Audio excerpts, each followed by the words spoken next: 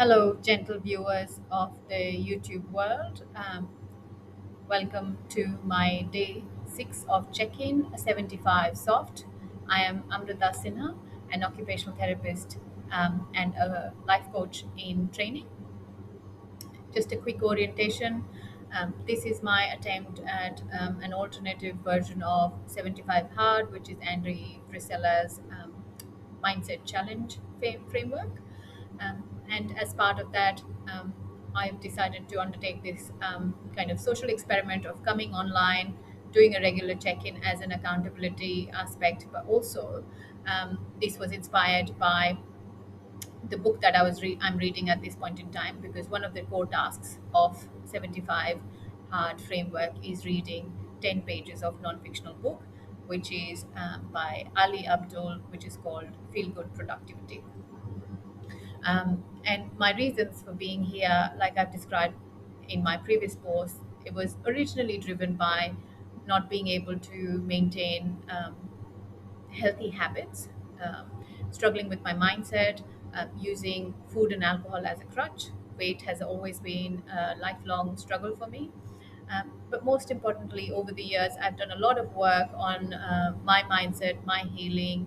I've lost the weight, gained the weight, diet, exercise, triathlon, you name it, and I've done it.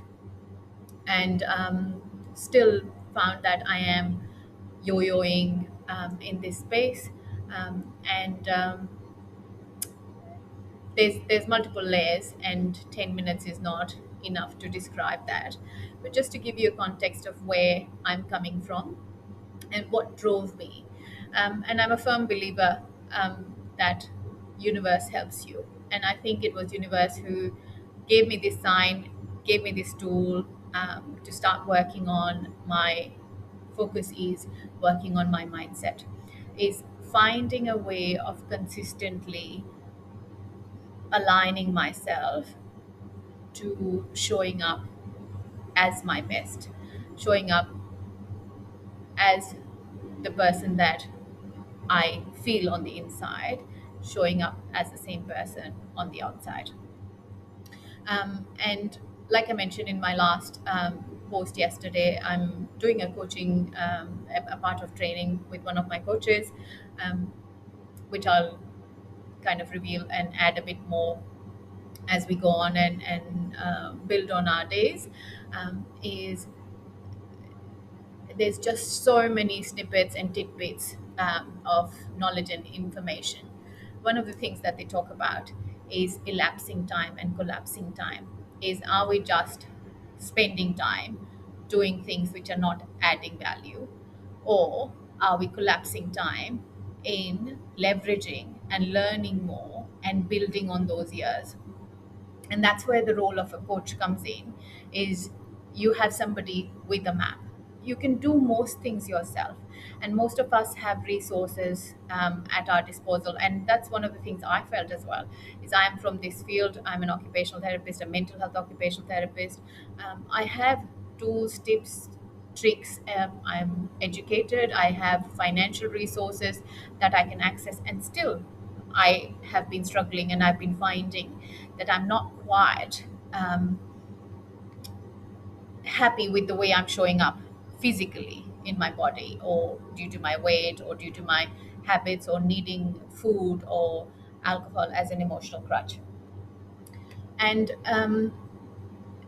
they introduce this term GAS, which is goal, accountability, and support.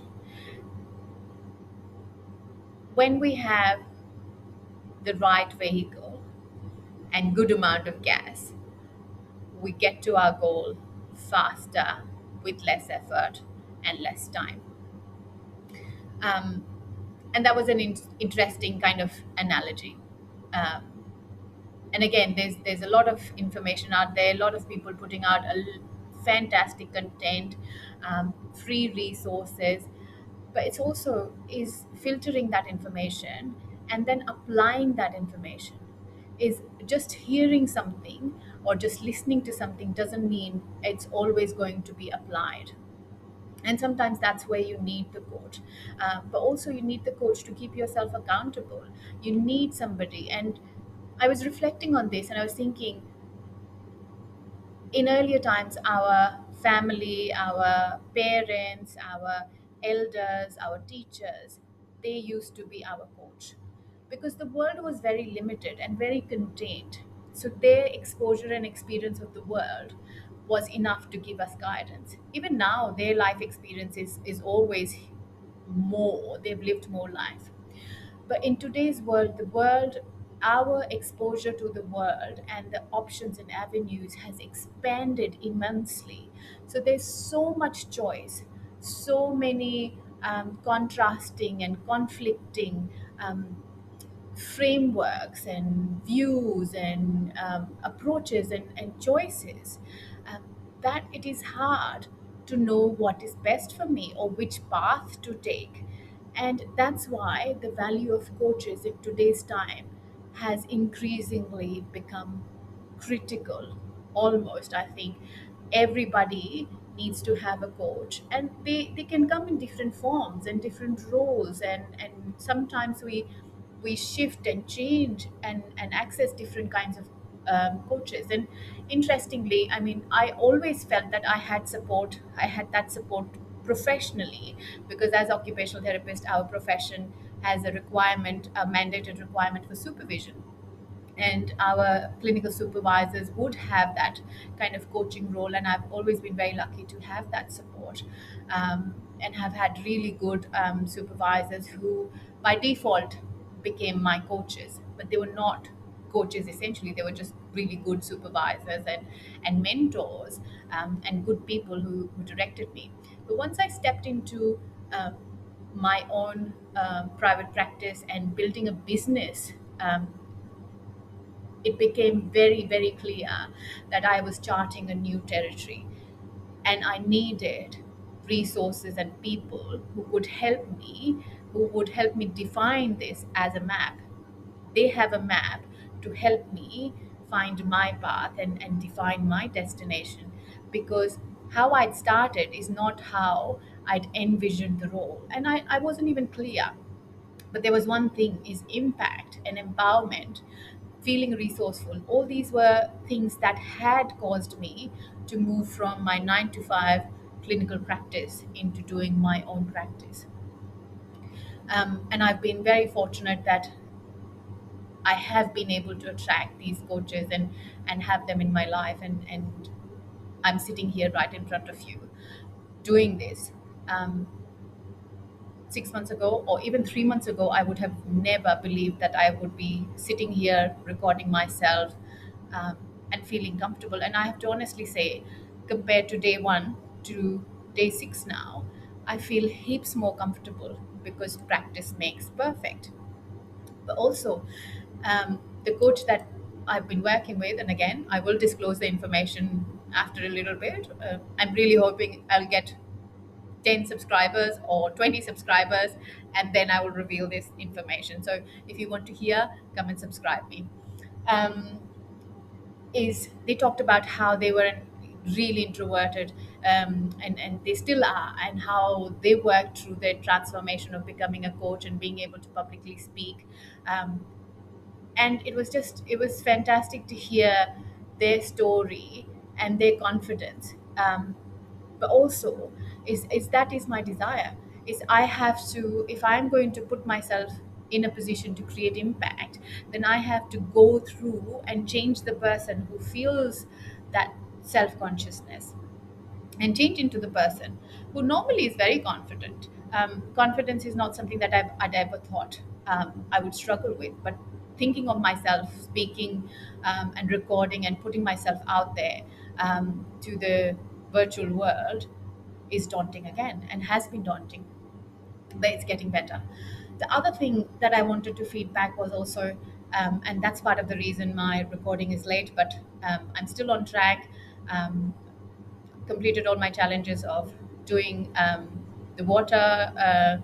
We have 2 liters of water, reading 10 pages, doing my meditation. Today, my exercise was more incidental, so I made sure I did 10,000 steps just by doing housework. So I did a lot of housework. There's a lot of incidental exercise included in part of the coaching that I'm doing, and if anybody has done any kind of coaching, they will know everything is derived from kind of Tony Robbins's setup of trainings. And I was lucky to be able to do one of Tony Robbins' Unleash Power Within, although it was a virtual one during COVID time. Um,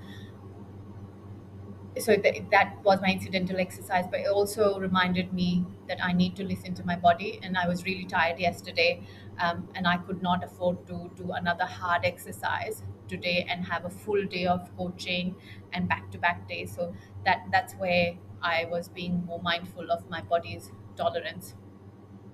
The other thing that I wanted to feedback was this challenge, the incidental or unexpected outcomes of doing this 75 hard is today I feel more energetic when I get up because I'm not drinking clearly. I'm clear headed. I feel more productive. My procrastination is just not there. I get an idea in my head and I get up and I do it. I don't need to kind of sit and dwell on it. I did a fair amount of housework. We have started clearing clutter.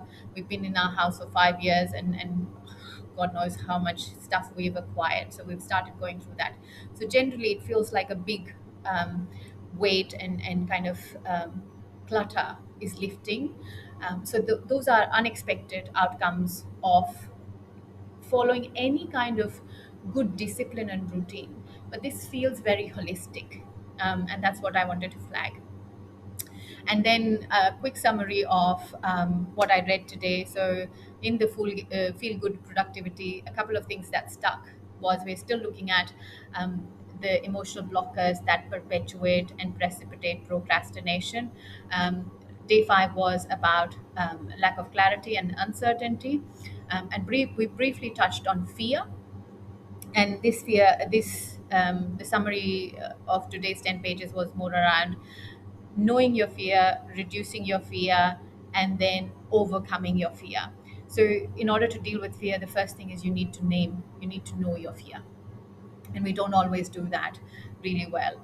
We're very good at rationalizing it, and also the fear doesn't always show up dramatically as life or death kind of situation. It creeps in like self-doubt, like you're not good enough, um, um, your perception, your belief about your ability to do something versus the requirement for doing something, and a mismatch in that and misalignment in that, and that's how self-doubt shows up.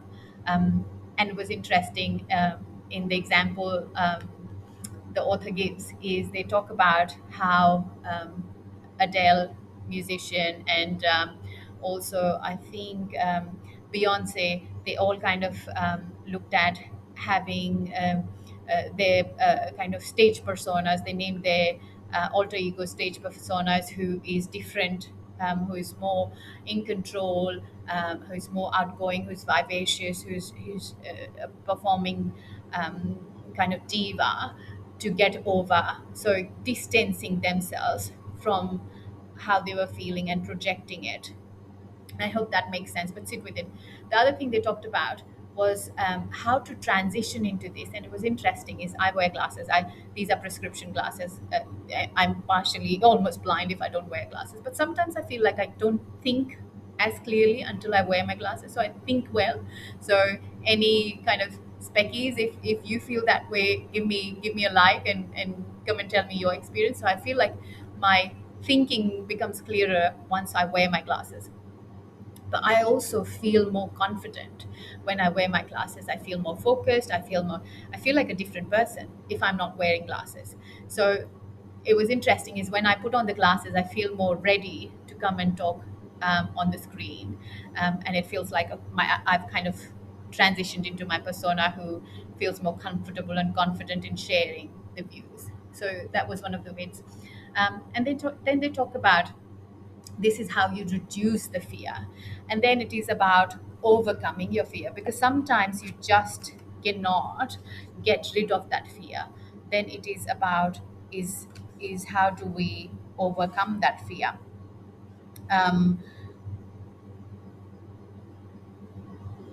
and it is about kind of reminding yourself is people are more engaged and involved in their own trouble. So it's like the spotlight. We think the spotlight's always on us. So it's almost like nobody cares.